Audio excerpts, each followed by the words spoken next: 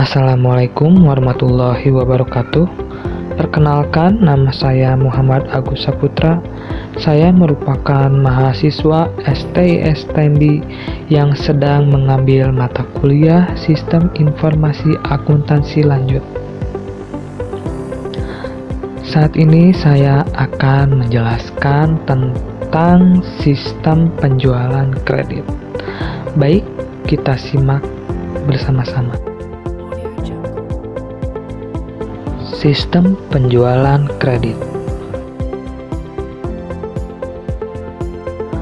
Dalam sistem penjualan kredit terdapat dua transaksi. Yang pertama yaitu sistem penjualan yang merupakan aktivasi bisnis untuk memenuhi kebutuhan pembelian yang berkaitan dengan penyediaan barang atau jasa untuk pelanggan.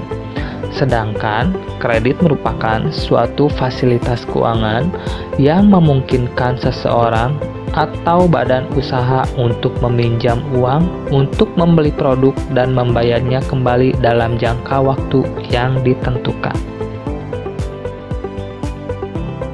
Ada 6 fungsi yang terkait dalam sistem penjualan kredit. Pertama, fungsi penjualan.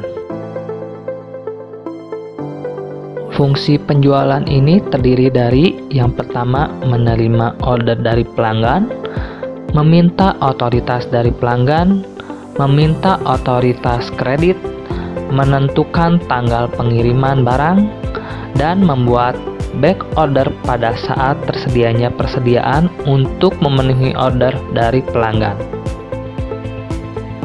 Kedua, fungsi kredit.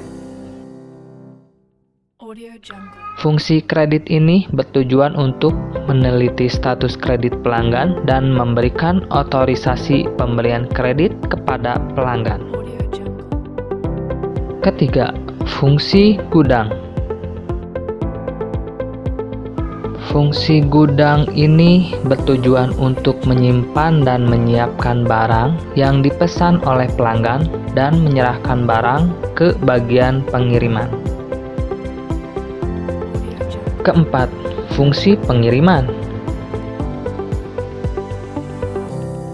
Fungsi pengiriman ini berfungsi sebagai menyerahkan barang atas dasar surat order pengiriman yang diterima dari fungsi penjualan dan bertanggung jawab untuk menjamin bahwa tidak ada barang yang keluar dari perusahaan tanpa ada otorisasi dari yang berwenang. Kelima, fungsi tagihan. Fungsi tagihan ini berfungsi sebagai membuat dan mengirimkan faktur penjualan kepada pelanggan, juga menyediakan kopi faktur bagi kepentingan pencatatan transaksi penjualan. Dan keenam, fungsi akuntansi.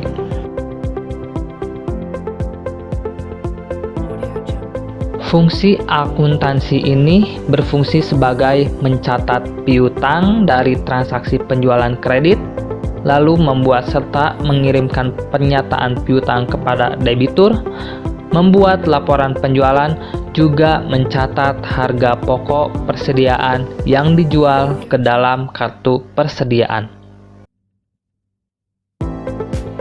Ada beberapa dokumen yang terkait dalam sistem penjualan kredit.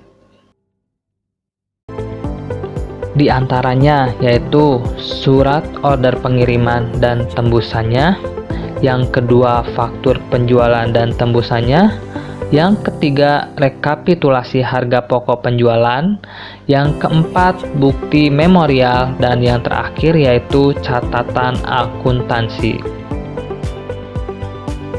Selain itu juga ada beberapa informasi yang umumnya diperlukan oleh manajemen dari sistem penjualan kredit.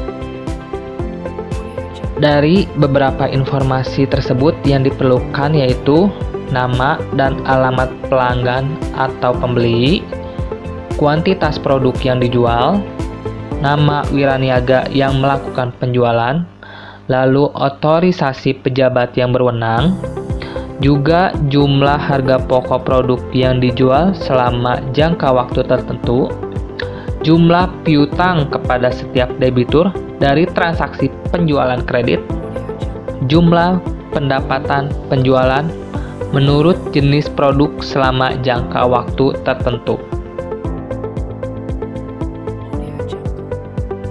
Demikian pemaparan kali ini, semoga dapat bermanfaat ya. Jangan lupa like, komen, dan subscribe. Terima kasih banyak atas perhatiannya.